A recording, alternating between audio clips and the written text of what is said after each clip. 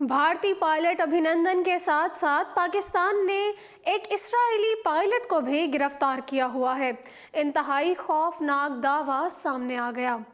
नाजरीन, ये चहमगोइयाँ अब ताकतवर आवाज़ बनकर सामने आ रही हैं कि पाकिस्तान पर हमला करने वाली भारतीय फ़िज़ाइया के साथ साथ इस्राएली पायलट भी भारतीय तैयारों को उड़ाते पाकिस्तान पर हमला आवर हुए थे, मगर पाकिस्तान की फ़िज़ाइया ने उन्हें मार गिराया और दोनों भारतीय तैयारों के पायलट्स को भी गिरफ्तार कर लिया।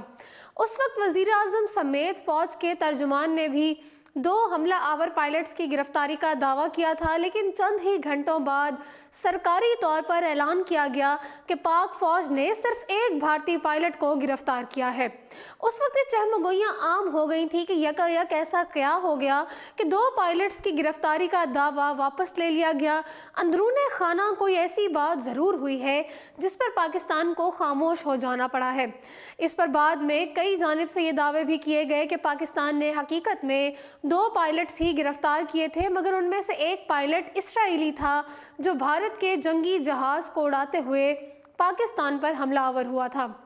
नाज़रीन, आपको बताते चले कि 27 फरवरी की सुबह कंट्रोल लाइन के ऊपर होने वाली फ़िज़ाई झड़प में दो भारतीय तैयारे तबाह हुए थे, जिसके बाद पाकिस्तान ने पहले भारत के दो पायलट्स गिरफ्तार करने का ऐलान किया था। ताहम बाद बताया गया कि एक ही पायलट हिरासत में है। उस पर तज्ज़ियाकार और दिफाई अमूर के माहिर ज़फ़र हिलाली ने दावा किया था कि ये दूसरा पायलट जो गिरफ्तार हुआ है वो इसराइली है। इसी वजह से इस मामले पर खामोशी इख्तियार कर ली गई है।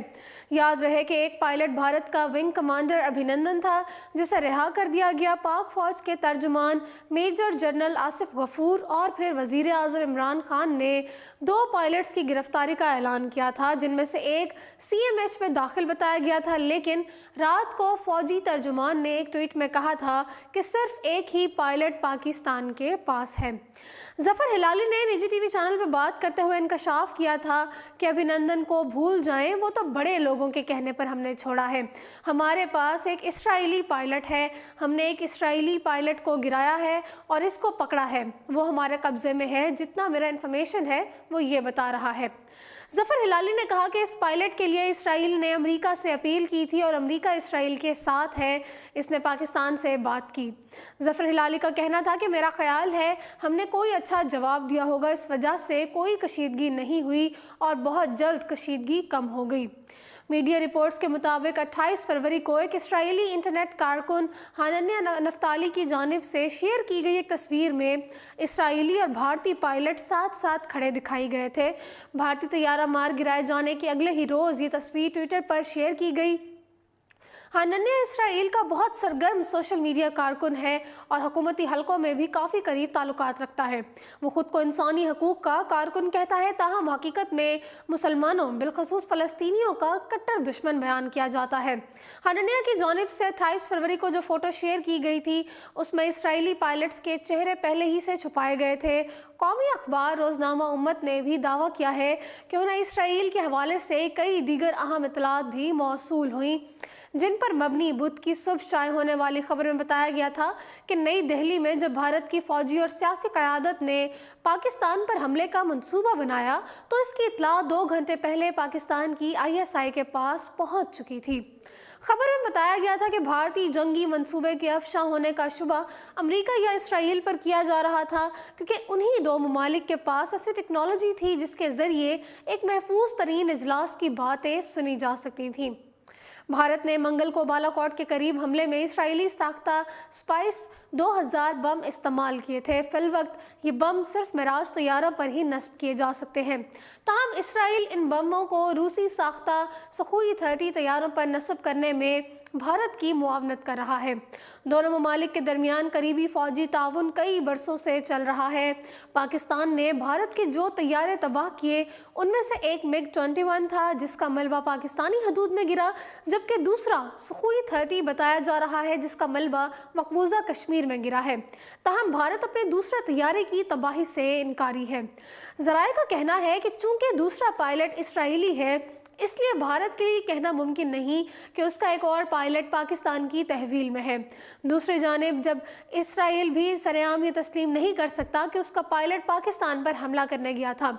اس معاملے کا ایک پہلو یہ بھی ہے کہ اگر تباہ ہونے والا طیارہ سخوئی 30 تھا تو اسرائیلی فضائیہ یہ طیارہ استعمال نہیں کرتی، لہٰذا سخوئی 30 میں اسرائیلی پائلٹ موجود ہونے کا امکان بعض لوگوں کے خیال میں کم ہے۔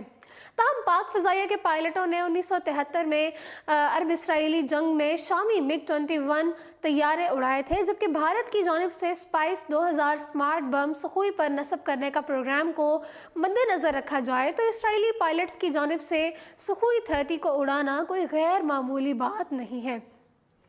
اس کے علاوہ جب بھارتی میڈیا یہ بھی کہہ چکا ہے کہ پاکستانی طیاروں کا مقابلہ کرنے کے لیے جو بھارتی جہاز اڑائے تھے ان میں معراج بھی شامل تھے، اسرائیلی فضائیہ کے پاس معراج طیارے ہیں اور اس کے پائلٹ ان طیاروں کو اڑانے کا تجربہ بھی رکھتے ہیں۔ اگر اسرائیلی پائلٹ کی گرفتاری کی خبر کی تصدیق ہو جاتی ہے تو اسرائیلی فضائیہ کے خلاف یہ پاکستان کی پہلی فتح نہیں ہوگی۔ 1974 میں پاک فضائیہ کے اس وقت کے فلائٹ لیفٹیننٹ عبدالستار الوی نے شامی فضائیہ کا MiG 21 طیارہ اڑاتے ہوئے اسرائیلی معراج مار گرایا تھا۔ مار گرائے گئے اسرائیلی پائلٹ کیپٹن ایملیٹس کی وردی آج بھی PAF میوزیم کراچی میں موجود ہے۔ اسرائیلی پائلٹ کی طرح پاکستان نے بھارتی پائلٹ کے ہیلمٹ سمیت دیگر چیزوں کو بھی میوزیم میں رکھا ہے تاکہ بھارت اور اسرائیل کی نسلوں کو یہ سبق ہمیشہ یاد رہے کہ پاکستان پر حملہ کرنے کی صورت میں انہیں کیا خمیازہ بھگتنا پڑا تھا۔ فی الوقت اتنا ہی، مزید اپڈیٹس کے لیے دیکھتے رہیے اردو پوائنٹ۔